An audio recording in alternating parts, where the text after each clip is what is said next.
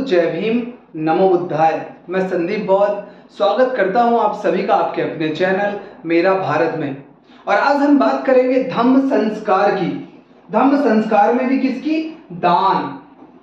जी हाँ दोस्तों, मैं डोनेशन की बात कर रहा हूँ। आज के जमाने में जिसे डोनेशन कहते हैं, जिसके बलबूते पर देश के तमाम संगठन चलते हैं, देश की तमाम पार्टियां चलती हैं, देश के तमाम सामाजिक राजनीतिक जो संगठन है, जो पार्टियां हैं, जो कार्यकर्ता हैं, जिसके बलबूते पर कार्य करते हैं, जिसके बलबूते पर इस देश के मंदिर करोड़ों अरबों खरबों की संपत्ति को इकट्ठा करके बैठे हुए हैं, जिसके बलबूते पर मस्जिदें बनती हैं, जिसके बलबूते पर गिरजाघर बनते हैं, जिसके बलबूते पर राम मंदिर बन रहा है, जिसके बलबूते पर बुद्ध विहार बनते हैं, जिसके बलबूते पर धर्मशालाएं बनती हैं, जिसके बलबूते पर प्याऊ लगाए जाते हैं, जिसके बलबूते पर भंडारे होते हैं, जिसके बलबूते पर किसी गरीब की शादी होती है, जिसके बलबूते पर किसी का सहयोग किया जाता है, जिसके बलबूते पर किसी असहाय की बीमारी में इलाज होता है, जिसके बलबूते पर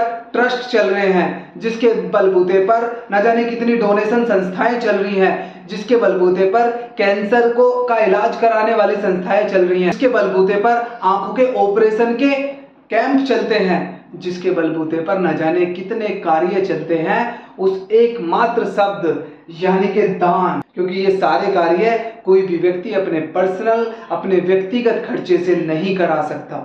वो शायद संभव भी नहीं है, क्योंकि न तो इतना किसी के पास पैसा है और ना ही इतनी किसी की सामर्थ्य है जो अपना इतना बड़ा त्याग करके और दूसरे का मदद कर सके। क्योंकि जिस देश में एक केला देने पर भी 4 लोग फोटो खिंचाते हैं, जिस देश में अगर आपका नाम ना आए किसी बैनर में तो नाराज होकर बैठ जाते हैं, जिस देश में मंच माइक माला इनकी होड़ लगी हो, जिस समाज में जिस देश में एक दूसरे को आगे दिखाने की होड़ लगी हो, एक दूसरे को पीछे धकेलने की दौड़ लगी हो, वहां पर अगर कोई व्यक्ति दान करता है तो वो निस्वार्थ भाव से तो हो ही नहीं सकता। लेकिन सवाल आज इस बात का नहीं है कि आप दान स्वार्थ से देते हैं या निस्वार्थ से। सवाल इस बात का है कि दान होता क्या है और क्या देना चाहिए या नहीं, और देना भी चाहिए तो फिर किसको? क्या कोई भी आ जाएगा और आप दान दे दोगे? चलिए दोस्तों, बहुत ही आसान शब्दों में, बहुत ही आसान कहानी के माध्यम से आपको समझाने का प्रयास करता हूं कि आखिर दान क्यों देना चाहिए और किसको देना चाहिए। दान जरूर देना चाहिए। अगर आपको पसंद आता है तो मुझे भी दे सकते हैं दान, कुछ भी दे सकते हैं, लेकिन दान जरूर देना चाहिए। तो चलिए सुनते हैं कहानी।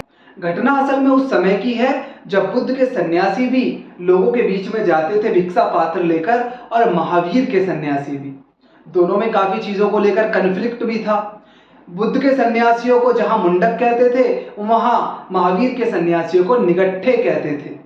दोनों में आपस में मतभेद भी था काफी चीजों को लेकर। तो एक दिन आनंद ने सवाल किया कि हे शास्ता, हे भगवान, हे तथागत, ये बताइए कि हम भी जाते हैं समाज में, दूसरे अन्य सन्यासी भी जाते हैं, और पंथ के लोग भी समाज में जाते हैं जो दान के लिए लोगों से आग्रह करते हैं, और लोग उनको दान भी देते हैं।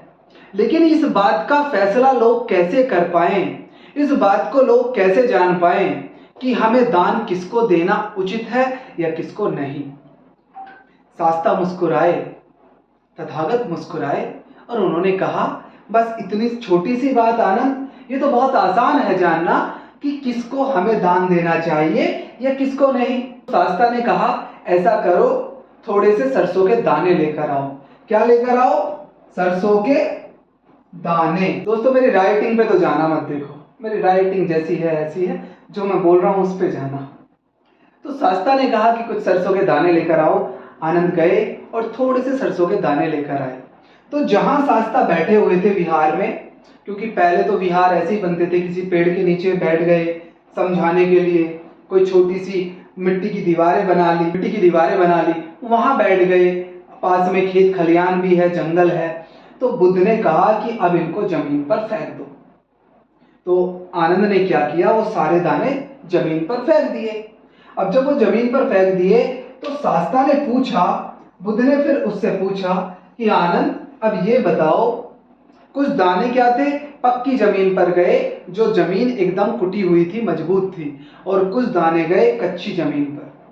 तो बुद्ध ने पूछा कि आनंद, अब ये बताओ, इन दोनों ही तरह के दानों में से कौन से दानों से पेड़ उगेंगे, जिन पर आगे आके फल लगेंगे, या सरसों का बीज दोबारा से उत्पन्न होगा? तो आनंद ने कहा कि शास्त्रा, ये तो बहुत आसान है, जो पक्की जमीन पर गए हैं वो तो नहीं उगेंगे, और जो कच्ची जमीन पर गए हैं उन पर ही आगे चल के ये पौधे बनेंगे। पौधे बनने के बाद फिर से इन पर फल या बीज आएगा। तो बुद्ध ने कहा, बस आनंद, इतनी सी बात ही याद रखना कि जब भी कोई व्यक्ति दान दे, फिर बुद्ध ने वो बात सबको सिखाई। क्या सिखाया?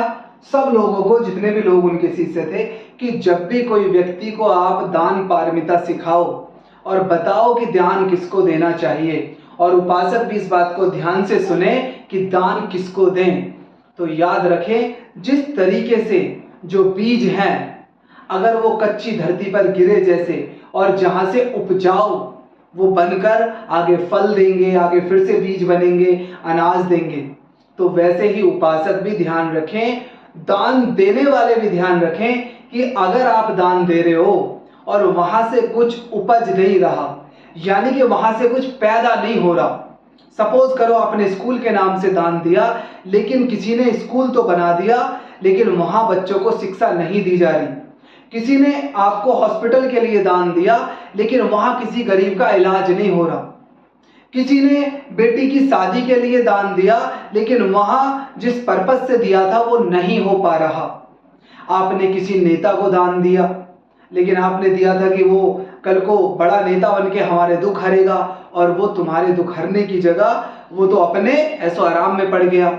आपने किसी सामाजिक कार्यकर्ता को दान दिया, लेकिन वो कार्यकर्ता आपके दुख हरने की जगह, आपकी मदद करने की जगह वो ऐसो आराम में अपने मौज मस्ती कर रहा है।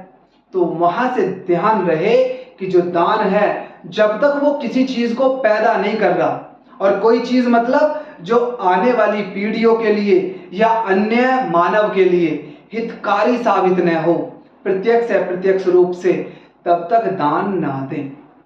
बस इतनी छोटी सी कहानी आपको याद रखनी है कि दान किसको देना है।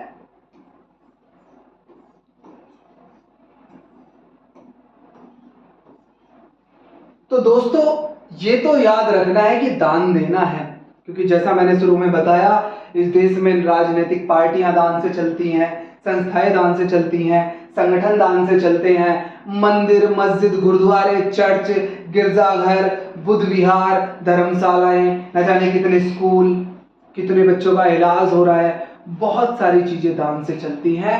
तो अपनी क्षमता के अनुसार जब भी मौका मिले दान देने से कतराएं ना। लेकिन याद रहे, जब दान देने के लिए हाथ उठें तो इतना आकलन जरूर कर लेना कि जिसको दान दिया जा रहा है, क्या सही मायने में वो समाज के लिए, भविष्य के लिए, देश के लिए कुछ पैदा करने जा रहा है या नहीं, उसका सदुपयोग हो रहा है या दुरुपयोग।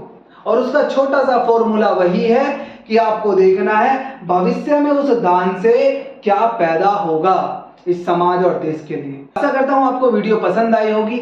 आगे भी ऐसी वीडियो देखने के लिए, धम्म संस्कारों को समझने के लिए, बुद्ध की शिक्षाओं को समझने के लिए चैनल को सब्सक्राइब करें, दोस्तों और परिवारों के साथ साझा करें, शेयर करें। धन्यवाद। जय भीम। नमो बुद्धाय।